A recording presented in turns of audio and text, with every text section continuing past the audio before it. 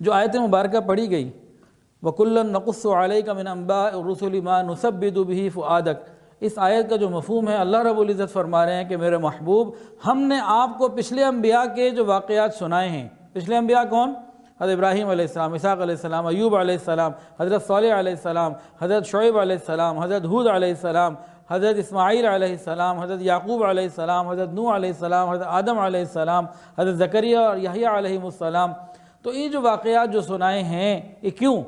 آپ کے دل کو قوت ملے، دل کو تسلی ملے، سکون ملے، مضبوط ہو جائیں آپ۔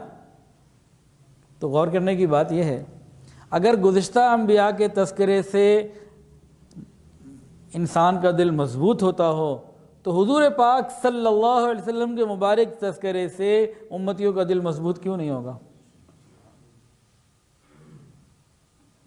اور پھر آگے اسی آیت میں بتایا اللہ نے وَجَاءَكَ فِي هَذِهِ الْحَقُّ وَمَوْعِظَةٌ وَذِكْرَىٰ لِلْمُؤْمِنِينَ، اسی آیت میں نبی علیہ السلام کے تسکین قلب کا ذکر، قوت قلب کا ذکر، اور ساتھ ہی ہمارا ذکر بھی آ گیا، امت کا ذکر بھی آ گیا کہ ان کے لیے یہ نصیحت ہے، سمجھنے کے لیے اس میں بہت کچھ ہے، بہت کچھ ہے اس میں سمجھنے کے لیے۔ قرآن مجید میں کئی صورتیں ہیں انبیاء کے نام پہ، سورہ ابراہیم، سورہ یوسف، سورہ مریم اور سورہ لقمان، انبیاء اور اولیاء اور علماء کے مختلف صلحاء کے ناموں پہ چیزیں ہیں، ان کا ذکر ہے۔ تو اس سے کیا معلوم ہوا کہ اگر انبیاء کا، علماء کا، صلحاء کا، اولیاء کا ذکر کیا جائے، خیر ہی خیر ملتی ہے، زندگی کو صحیح طریقے پہ گزارنے کے راستے ہموار ہوتے ہیں۔ تو ہمارے راستے جو ادھر ادھر بھٹک گئے، ہم بھی سیرت کے راستے پر آ جائیں۔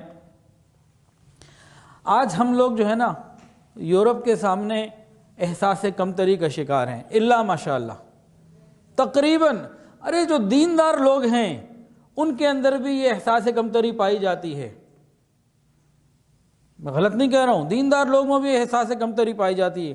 کئی تو بیچارے ایسے احساس کمتری میں مبتلا ہوئے کہ جب کسی مغربی تعلیم یافتہ مسلمان سے بھی گفتگو کرتے ہیں، قرآن یا حدیث یا سیرت کے کسی واقعے کو وہ ثابت کرنا چاہتے ہیں کہ سائنس کے اور موجودہ فلسفہ جو مغرب کا ہے اس کے مطابق ہے، لا حول ولا قوت الا باللہ، اس کے علاوہ اس کے اوپر کیا تبصرہ کیا جائے، کہ وہ احساس کمتری میں اتنا ڈوبے کہ اللہ کے نبی کی باتوں کو توڑ موڑ کے تعویل کر کے کوشش کر کے ثابت کرتے ہیں کہ بھئی سائنس کے مطابق ہے، مغربی فلسفے کے مطابق ہے۔ یہ کیوں پیدا ہو رہا ہے؟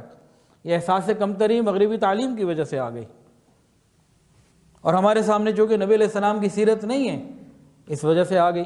تو اس کو بھی ہمیں ٹھیک کرنا ہے۔ پوری دنیا میں جتنے بھی مذاہب ہیں، جتنی بھی دینی امتیں گزری، یا جو بھی ان کا صحیح یا غلط ہونا، میں اس سے بحث نہیں کر رہا، دنیا میں جتنے بھی بڑے بڑے لوگ ہیں، صحیح یا غلط ہونا یہاں بحث نہیں ہو رہی۔ اگر ان کے ماننے والوں سے یہ کہا جائے کہ تم ان کی زبان سے نکلا ہوا کوئی ایک جملہ جو انہوں نے اپنی زبان میں جس انداز سے کہا ہو، بسند تسلسل کے ساتھ ہمیں پیش کر دو، سند تسلسل کے ساتھ متصل ہو، مسلسل ہو، ایک بات پیش کر دو، ایک قول پیش کر دو، تو کوئی بھی پوری دنیا میں پیش نہیں کر سکتا سوائے مسلمانوں کے۔ مسلمانوں کو کہا جائے کہ آپ حضرت محمد مصطفیٰ احمد مجتبیٰ سرکار دو عالم صلی اللہ علیہ وسلم کی ذرا کوئی بات تو پیش کریں۔ یہاں مسئلہ پتہ کیا آتا ہے؟ یہاں مسئلہ یہ آتا ہے کہ کون سی پیش کریں، کتنی پیش کریں، اس کے بعد بھی مسئلہ پورا نہیں ہوتا، نکلتے ہی چلے جاتا ہے، علوم کے سمندر ہیں۔ نبی علیہ السلام کا کردار، آپ کی گفتار، آپ کا اٹھنے کا طریقہ، بولنے کا طریقہ، سونے کا طریقہ، جاگنے کا طریقہ، چلنے کا طریقہ، لوگوں سے ملنے کا طریقہ، مسکراہٹ کا طریقہ، مسکرانے کا انداز، غم کا انداز، آپ کے سفر کے معاملات، آپ کی عبادت، آپ کی راتیں، ہر جگہ اتنی تفصیل ملتی ہے کہ دل کہتا ہے کہ واقعی اللہ رب العزت نے ایک ایک بات کو محفوظ کیا ہوا ہے۔ پوری دنیا میں کوئی ایسا مثال آپ کو اور نہیں مل سکتی سوائے نبی علیہ السلام میں۔ جب ہمارا سودا اتنا مضبوط ہے، ہم احساس کمتری میں کیوں جائیں؟ ہم کیوں جائیں احساس کمتری کے اندر؟ یہی سوال ایک اور انداز سے، سوال یہی ہے، باقی دنیا کے اندر اور بھی مذاہب ہیں، ہر آدمی کو اپنے مذہب سے محبت، اپنے بڑوں سے محبت، ہمیں بھی ہے، ان کو بھی ہوگی، ہے، ٹھیک ہے، کوئی انکار نہیں۔ اگر ان سے کسی سے یہ پوچھا جائے کہ پوری دنیا میں سب سے زیادہ جامع ترین ہستی کون ہے، اگر یہ سوال لکھا جائے اور انٹرنیٹ پہ پوری دنیا میں وائرل کر دیا جائے، کیا سوال کہ اس وقت پوری دنیا میں سب سے زیادہ جامع ترین ہستی کون ہے، مختلف جوابات آ جائیں گے۔ لیکن سوال کو یوں بدل دیا جائے کہ دنیا میں کون ایسا گزرا ہے کہ جس کی زندگی کی ہر بات مکمل اور محفوظ ہو، تو پھر وہی جواب کہ حضور پاک صلی اللہ علیہ وسلم کے علاوہ کوئی ہستی کائنات میں ایسی نہیں، انبیاء کرام میں بھی ایسی نہیں۔ دیکھیں، ہر نبی کے اوپر ایمان لانا ہمارے ایمان کا حصہ ہے، لیکن یہاں بتانے کا مقصد یہ ہے کہ نبی علیہ الصلوۃ والسلام کی ہر بات کو اللہ نے ایسا محفوظ کیا کہ آج کوئی اور یہ پیش کر ہی نہیں سکتا کہ آپ کی ایک ایک بات محفوظ ہے۔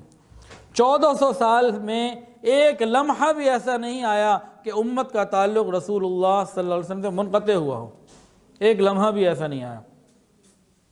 ایسا عظیم اللہ رب العزت نے ہمیں نبی عطا فرمایا، اور ہمارا معاملہ کیا ہو گیا؟ ہم جناب یورپ کے جا کے مغرب کے ایک احساس کمتری میں شکار ہو گئے اور اب اپنے اصل کو چھوڑ بیٹھے۔